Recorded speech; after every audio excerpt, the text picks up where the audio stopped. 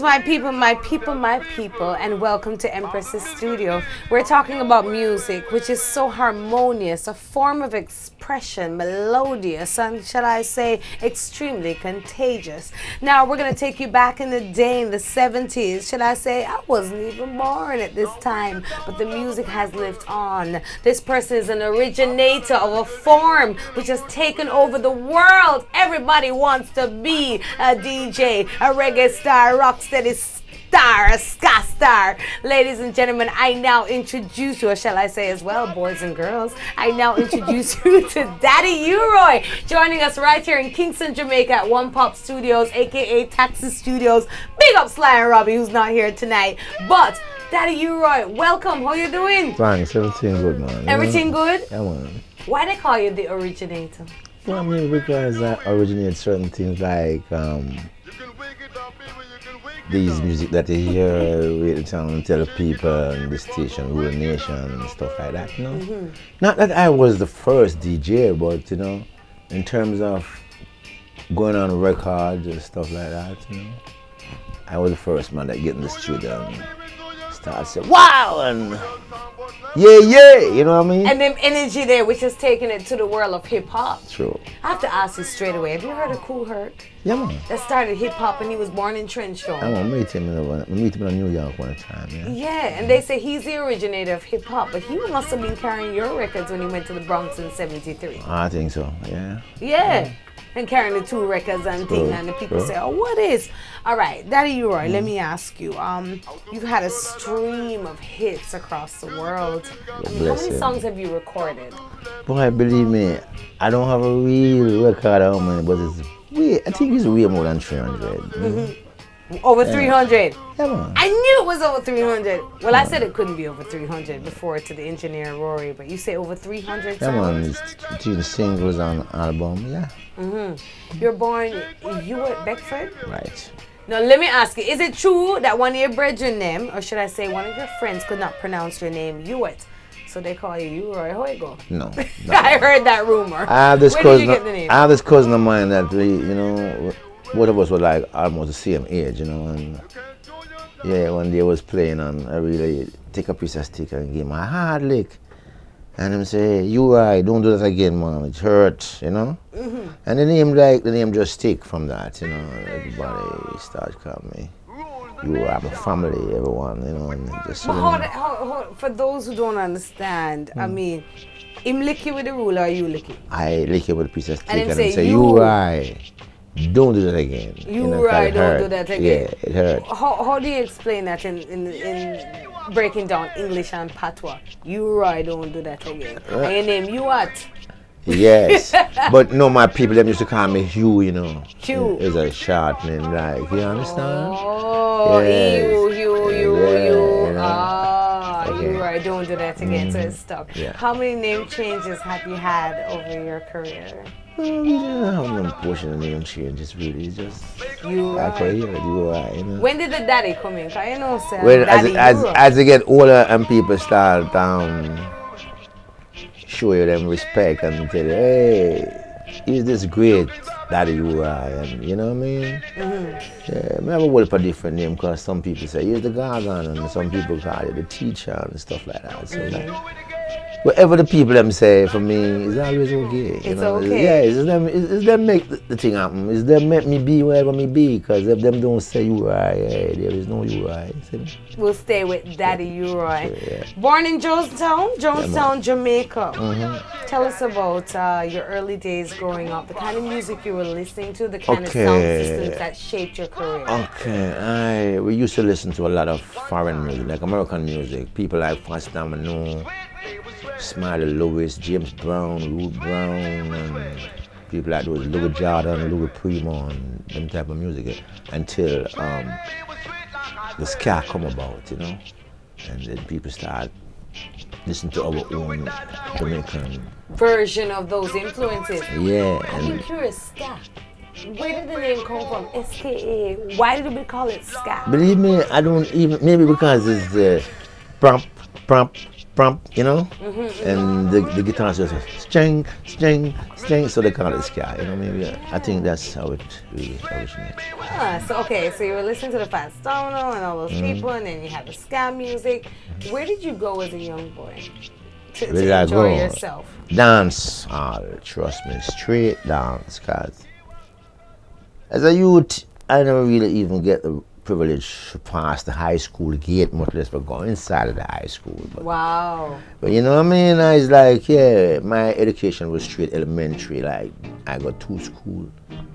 St. Albans school right below Rima, and then as a junior school at, and then, you know, you step up and go to Denham Town as the feed school for that. Denham Town Primary? Yeah. So why is it that you didn't get a chance to go to high school? You know, it's like you say, when you're youth, you know, sometimes there's like your parents say, hey, you know, you're a bad boy, so listen. We're going to send the girls them to high school. So all the girls them go high school like Woolmars and Mike one. But you know what?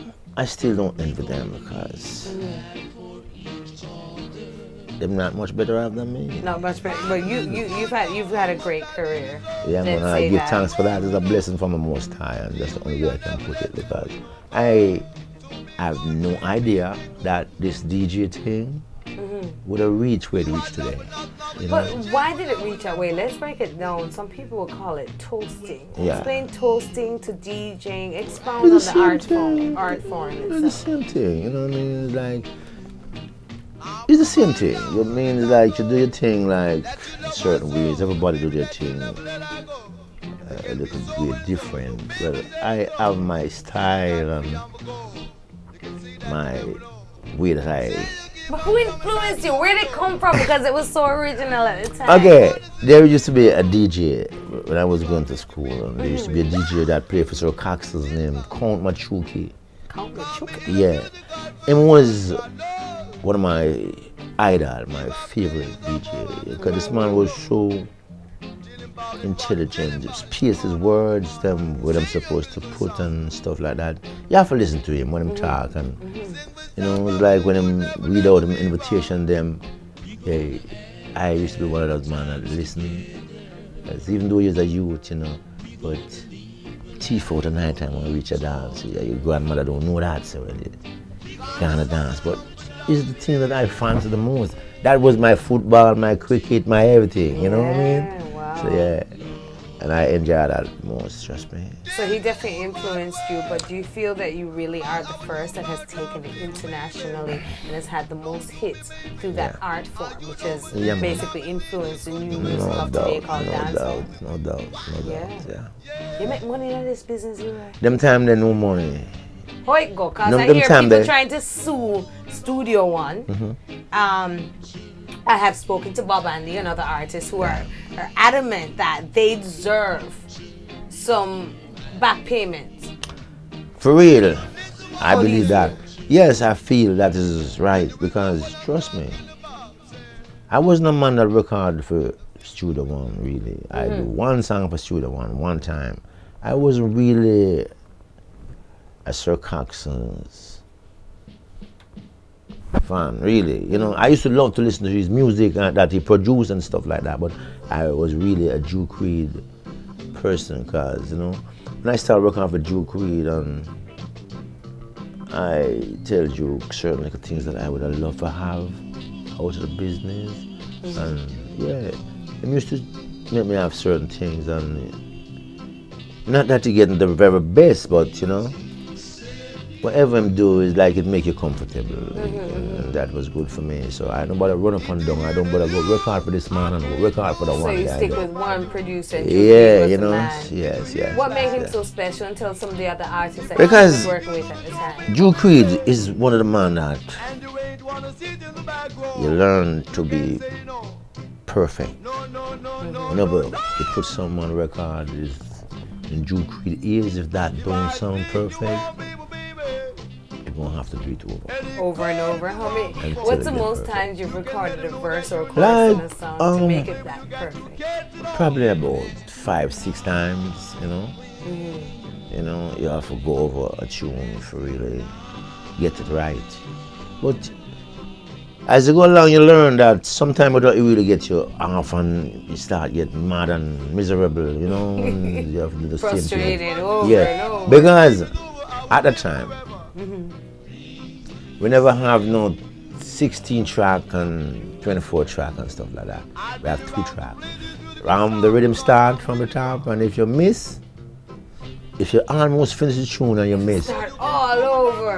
back from the top. So what you're saying now, do you feel that the DJs have it a lot easier, the fact that they can pick up Sure, one man, punch in sure, one man. word? You couldn't punch in one word at that You couldn't time. punch in nothing. The only thing you gotta do is punch somebody, you know. Yeah, and We're not punching everybody. No, We're I mean- not punching anybody. Right here at Empress's studio, live with Daddy Uroy. We're going to take a short pause, and when we come back, we talk about some more of the producers, the production process, the journey, Jamaican reggae. Let's start again. Ska, rock steady reggae, dancehall, Daddy Uroy. We're soon forward. I gotta get up, get up, get up, get up, get up, get up. Rise up, rise up, rise up. You gotta keep on moving. Jamaica, Jamaica.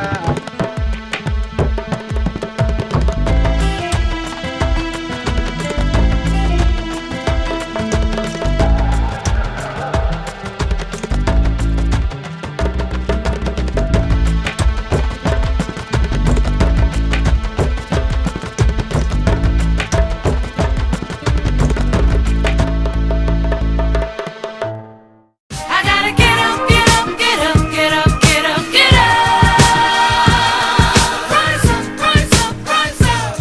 You gotta keep on moving. Technology evolves and the new school evolves, sometimes for the better, sometimes for the worse, but the foundation always remains great.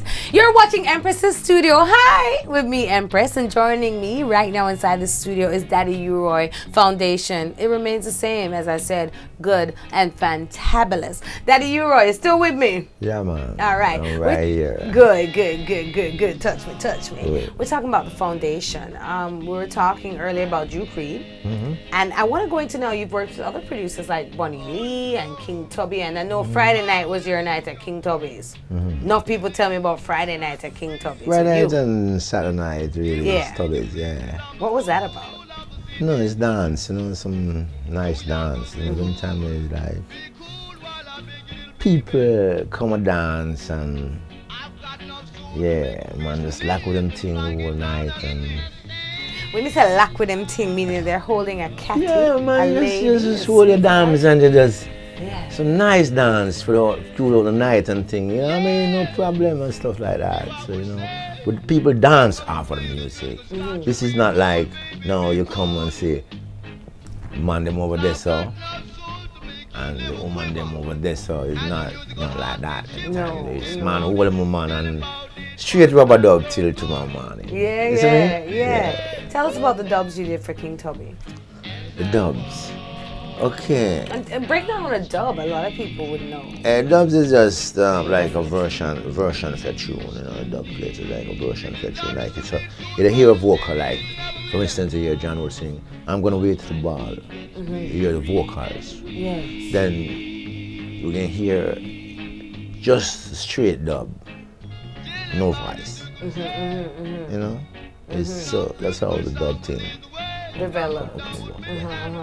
All right, so when you went to a dance now, and you went with the young ladies, how did you dress? Oh, you have to have on some clean clothes. You can't go to smell like a goose. I mean, you know. Yeah, I mean you can. I would know the goose smells like. Yeah, Randstead, you know. You can go there. You can go look at dance some lady. I mean, you have to go appropriate and proper. You know. What I mean? And the ladies had on the long gowns at that time. Yes, with her crinoline underneath that. So when she spins, like her crinoline just take up the whole place. You know what I mean? Like an umbrella. You see me? Yeah. How do you feel now when you see the young ladies scantily dressed in a dance? You know, it's like. Do you like it, I or don't- you say, Yeah, John well, you know, Star? I don't have much thing to say about it, yeah, because some of the ladies really, them look good in them clothes. Yeah, while some of them need to set themselves up much better than that because, you know, Yeah, because not every style fit Everybody. everybody. You know what I mean? New tune, there you go, new Different strokes for tune. different folks, you see me? That's true. Yeah. What was life like before the entertainment industry? I mean, some people were carpenters, some were male strippers. What was Okay. that you were? Well, I used to be a man that used to work on constructions. Me was playing for Tubbies. Me was playing King Tubbies because, trust me, what I get for my night's play, it couldn't support me and my family. Okay. So then, you know, it's like, hey, you have to find yourself on the construction site and do some work. So I carry steel, go get a steel man. I carry 2x4, go get a carpenter. And I carry mortar, go get a mason on the job. You know what I mean? And that paid more at the time than working for King Tubby? Not really to pay more. Yeah, because, yeah, you know, in a sense it pay more because when I play a song, you play like maybe 3 nights for the week. Probably Friday, Saturday, and Sunday, okay? Now you work for the week and you get a better salary, you know what I mean? So like, yeah, that can kind of carry you some way, yeah? You know, you mentioned family, and I have to ask you, with certain Morgans with 31 children, certain Marleys with can't count, how many children does Daddy Uroy Yes, have? probably about 12 of them, you know, 12? different mothers and stuff like that. 12 But different mothers, you think? No, or- probably about 6 or so different mothers. What is it about the Jamaican men's sperm that produces so many children? I really couldn't even tell you. Eat some good food and Is it the yam? you eat the right thing, you know, and drink the right things, you know what I mean, and stuff like that. And so when you're young, you're fit enough to do a lot of different things, you I know. have to ask you though, is it that music? Is it that rent-a-tile thing that Rory was talking about? What is it about Jamaicans? I mean, we really do procreate. And I mean, is it the music as much as the food that ignites a fire? When you're in entertainment business, to attract a lot of young ladies, you know, Right. and especially if you're young, yeah, You just a bad you're gonna have some ladies come around and you can't afford to show them like they're too simple. You have to just show them what you got. Let's move on from there. How have you managed your personal life and your musical career? Or musical well, life yeah, and personal? I manage that Pretty well? pretty well, yes. Pretty well? Because, you know, my lady, she understands, you know, I forgot there to work some money. Yes, Yeah. that's true. That's it. You know What? what I mean? She just have to know that. Sitting down and looking upon her, that don't make the two eat no food or wear no clothes and stuff like that. You know what I mean? Gotta go out Yeah, there. and work. understand? You can help me and I can help you. I don't know that. You know what I mean? And when I youth, I learned one thing. Man, find place, put your woman. I always tell myself this. I don't want a woman put me up because I don't want she put out my scandal. Okay? That is very embarrassing. So, you know, I always find a way to put up my lady, Yes, my house. yes. I hear you, the provider. Yeah, I respond for you, me you live. Yes, I supposed to sit with that, you have your food and whatever. Not that I'm going to go to the supermarket and buy your food. I'm going to give you the money and make you go to the supermarket or whatever market you want to go. But, you know, like that. Have you written a song about that? This same scenario we're talking about? No. If we're looking to Daddy Uroy, you still have some life in you. You know, in his 60s or 70s. No, but my where it is? 68-year-old now, me know. Yeah. Some of the young, a dog of my age is no pub, you know. But you're not cool, even though you might be a little old. No, I can't afford to be. When you're cold, you're dead. Okay, so there's more musical life from Daddy Uroy in Holy, the future? a whole lot, man. Really? Trust me. Yes, man. Right now, I have some tour for go to, you know, trust me. It's like every year, I have to go in Europe at least 1 or 2 times. Wow. How Right do you now, have I'm the s- stamina and how long are your performances on stage? You know, yes, on stage most time, the time can be like 1 hour. All right, if it's a festival, well, yes, it's probably a half an hour thing. Okay. If it's just if it's a Uroy and next artist show, it's probably an hour and a half or You know, depends how the crowd react and stuff like that. Yeah. Where have you been in the world? Tell us the different countries you've visited. Boy, I go all over the place, you know, trust me. You go Africa? Yeah, man. The first time I go Africa, I go Cameroon. Yeah. And then I go Nigeria, Liberia, Zaire. All over. Yeah, and we're supposed to go now. I have some things we're going to Ivory Coast. And some are going to go down Ivory Coast sometime next month. Yeah? With African liberation, Leonard Howell, Marcus Garvey, Rastafari, always talking about, you know, back to Africa. As an artist, when you first touch the soil of Africa, how did it feel inside your spirit? And what messages or stories did you bring back to your fellow brethren who are of either Rastafari faith or of African liberation ideas or ideals? First time I go to Africa is like I'm in a big Jamaica. Because Africa just look like Jamaica. Just that is a much bigger country.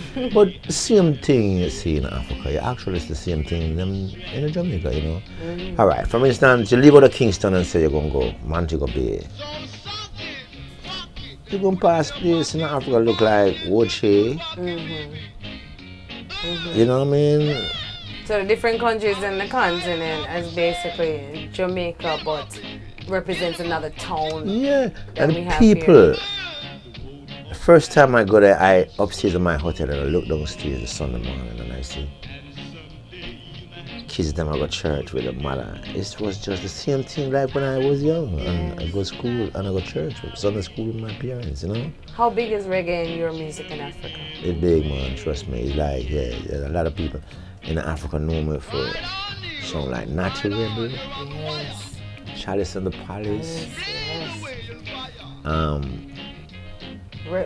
Queen Majesty, yes, yeah, and stuff like that, you know. So you've got a lot of hits over there. Yeah, man. Yeah. How is it on a business level though, collecting royalties out of Africa compared to Europe? Hard to collect royalties out of Africa, you know.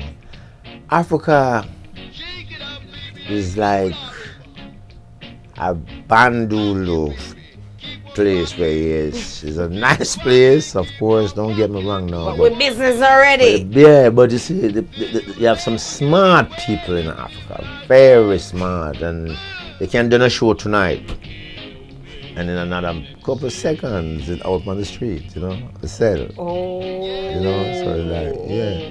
So it's hard to get royalty out of Africa, really. When I used to work with Virgin, I don't know how Virgin do it, but Virgin get me some little royalties, but not to speak of out of Africa. Yeah. But it was spirited. Did you feel a sense of worth there? Was it important for you to touch the soil and give to the people what we've originated from Jamaica as African descendants in the Trust diaspora? me, yes. I think that's very important. You know what I mean? I like that. I really enjoy what I see when I go there, you know, because like, you see some things like the things that the people eat and just like Jamaica. Yeah, man. Provide them, prepare them food just like Jamaica and stuff like that. Well, the rhythm does come from Africa. That's within our soul. So does the Aki from West Africa and many other things. We're gonna take it's a one of short the only places break. I ever go and see Aki over there. Really? Yeah, and hear mango, you know. Wow. I don't see it nowhere else. Yeah. When we come back, more with Daddy Uroy. Reasoning one-on-one in the studio. We're live. It's great. It's Jamaica. It's fantabulous. It's music. It's old school. It's a veteran. I gotta get up, get up, get up, get up, get up, get up. Rise up, rise up, rise up. You gotta keep on moving. Jamaica, Jamaica.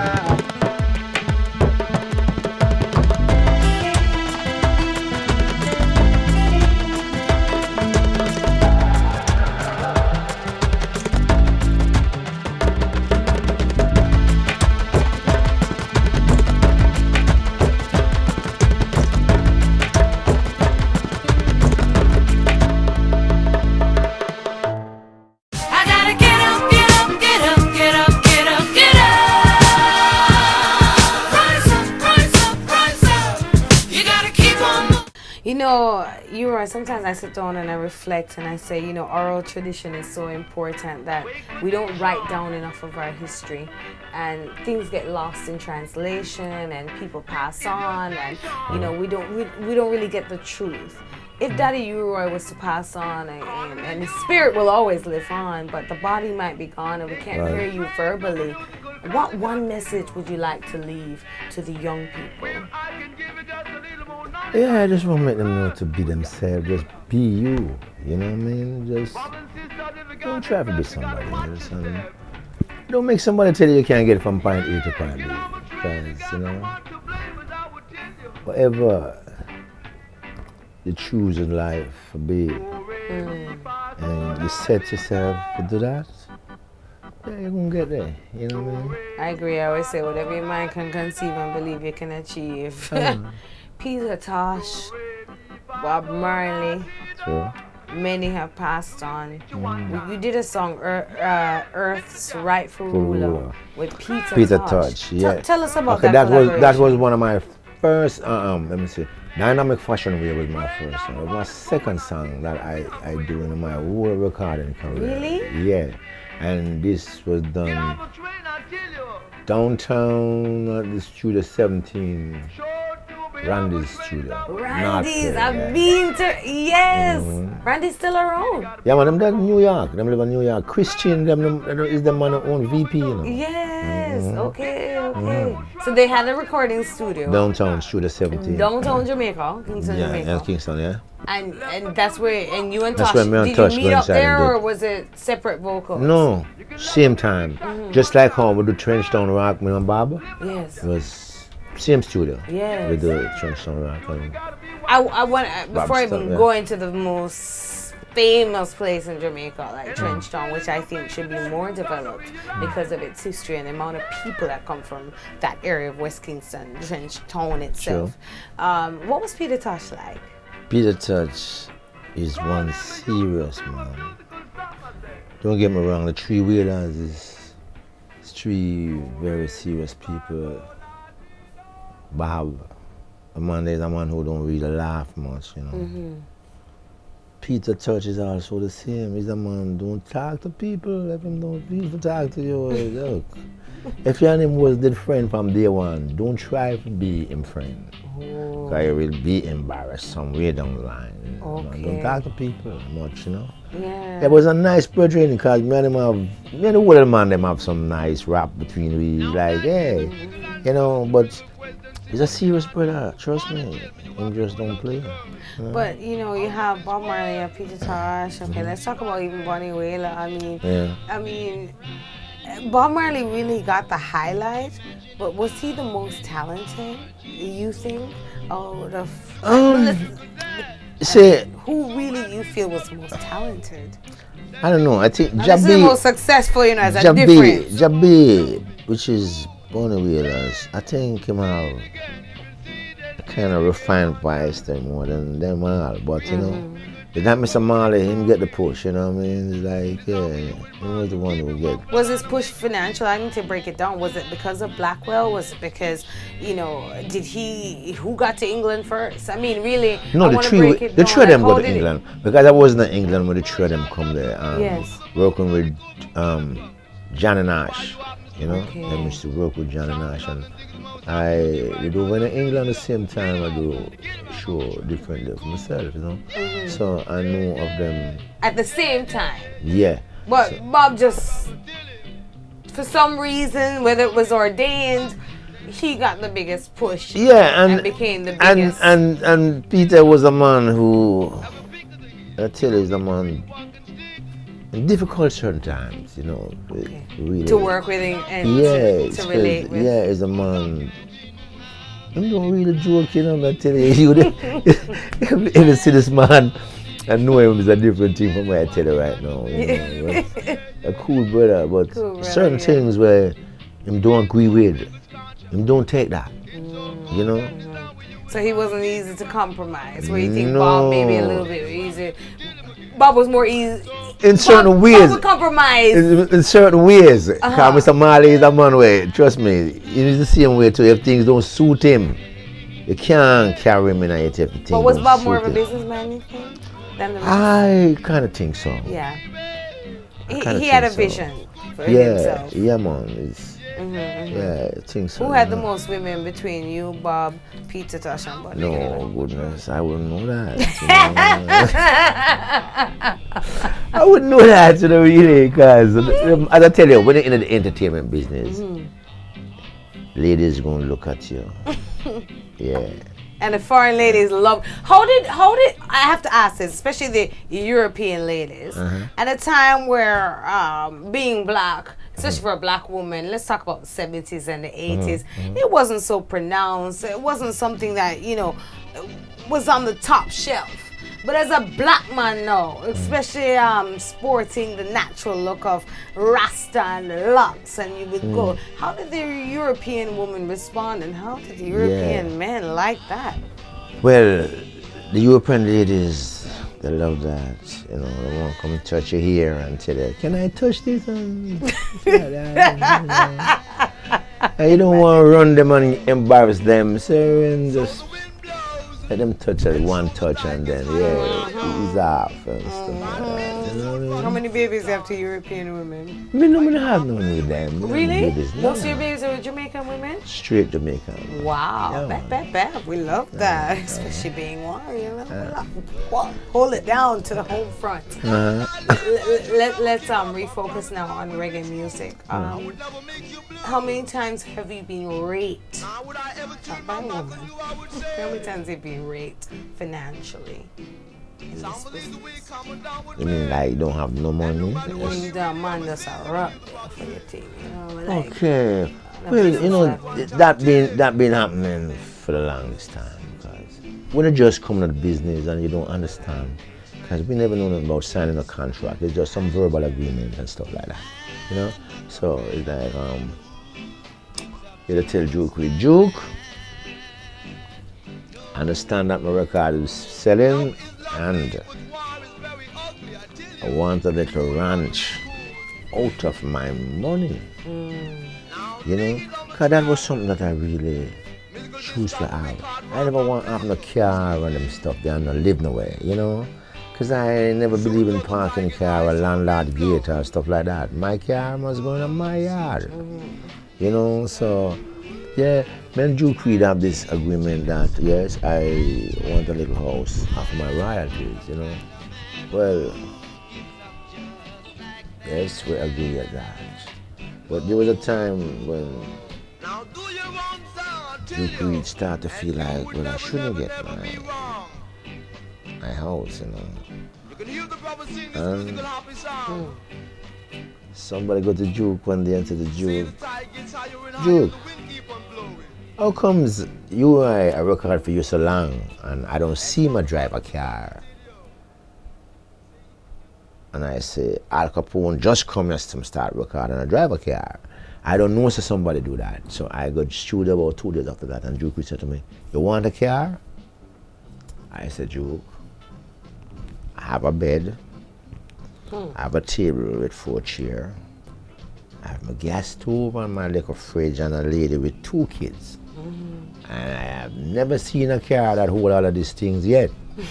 So, I want a little house and I will work and buy myself a bike. So I buy myself a bike and start riding until I get my little house and stuff like that. So there's a lot of exploiting going down the line with people. And yeah, them people seems to take you sometime like how you portray yourself to be, or your appearance or stuff like that. Like a simple man when you're really simple. Yes, there's some people think like, hey, I can just easily sit down on him and keep him quiet. And is that a form of lack of education in the business itself? But that is wrong when it comes to me, because you can't do that. So you finally found your way and they were able to compensate you for what you deserved. Get my little house, which probably forget it, and alright, which probably I'm going to tell myself as a youth, if I ever grow up and have some money, I would never want to live nowhere else but the ghetto. And if I ever seen my brethren them that don't have no money, buy some food, and I can buy them some food, I will do that. Them time there, I don't know where a penny going to come from. So it's like, you know, yeah, we're just happy for everything. How many times have you cried because of the business? No, I don't cry about the business, really, you know. I always say, well, things will be better, you know. Yeah, just hold your head up and, you know, because there's a lot of times people get downhearted. A lot of us come out of the business and, yeah, we don't achieve what we're supposed to achieve, or we don't get what we're supposed to get, and so, you know, we start to go backward and stuff like that, and start thinking negative, you know. But you've always stayed positive? Yes, I try my best to do that, you know, because as a Rasta too, you know, it's like, yeah, you understand, for hold your head up and hold your corner. Don't bow to no little simple or, you know, stupid things, you know what I mean? So it's like, yeah. All right, no stupidness, strictly greatness will soon come. Daddy Uroy and yours truly, Empress, inside the studio, keeping it real, keeping it honest, keeping it musical. I gotta get up, get up, get up, get up, get up, get up. Rise up, rise up, rise up. You gotta keep on moving. Jamaica, Jamaica.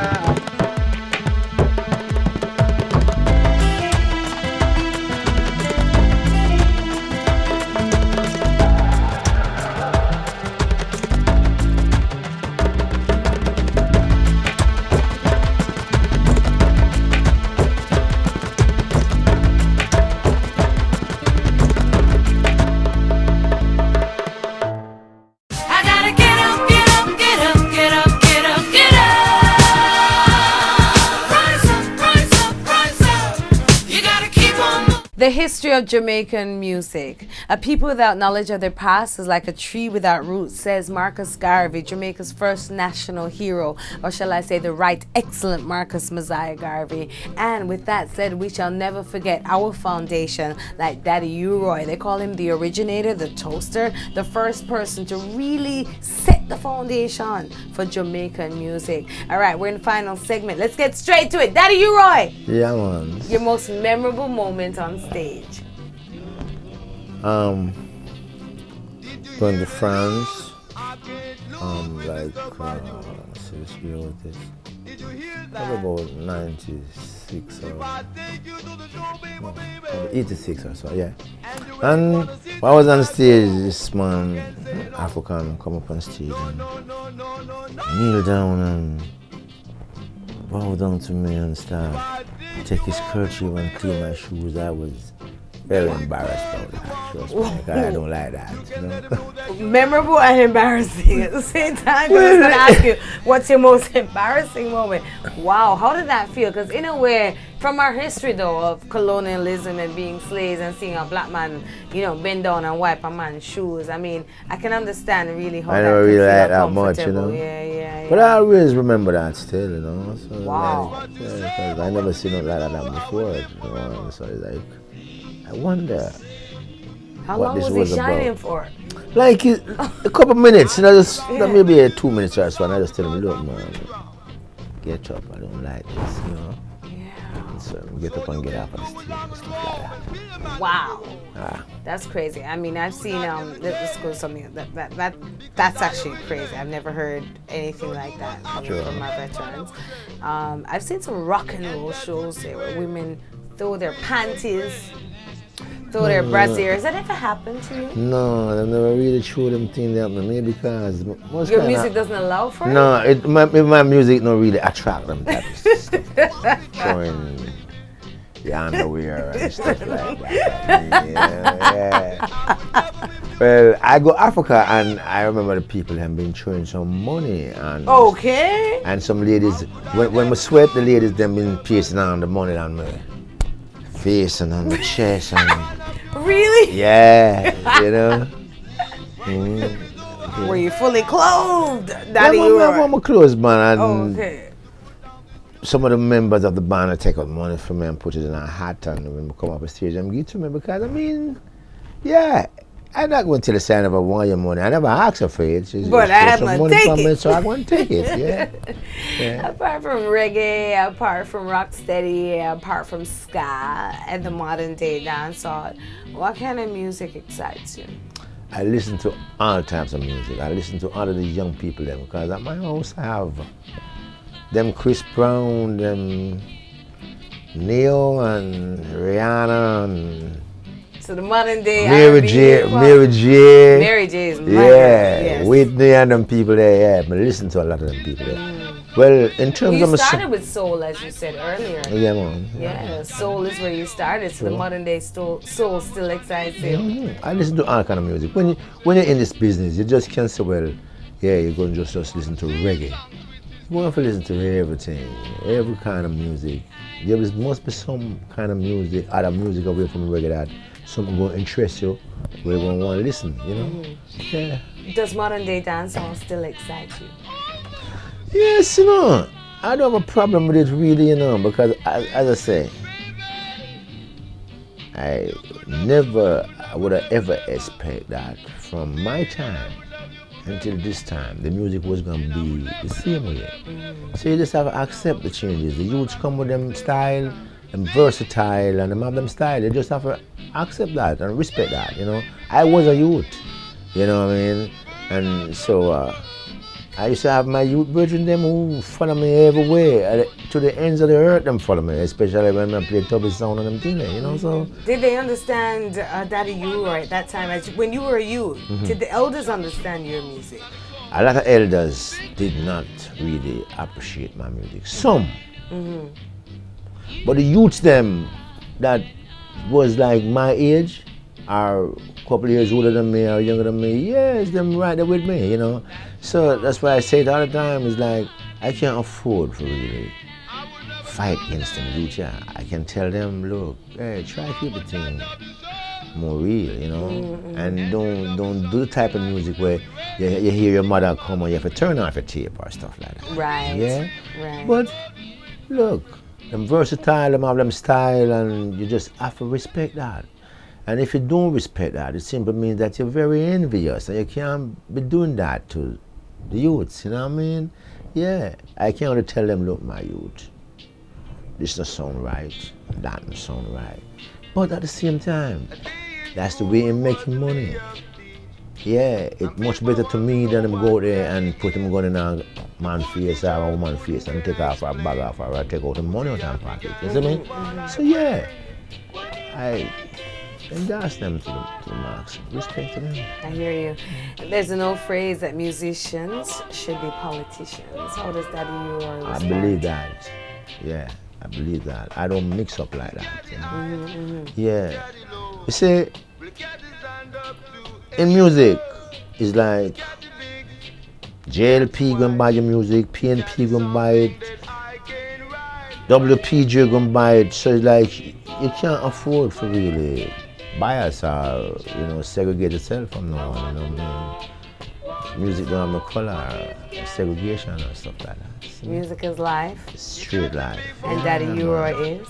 Yeah, because you know, to me sometimes when I don't hear certain tunes can really pick me up. Trust me, I just listen to certain nice music and like, yeah, right again. All right. Daddy Uroy, it has been a pleasure being here with you in the studio.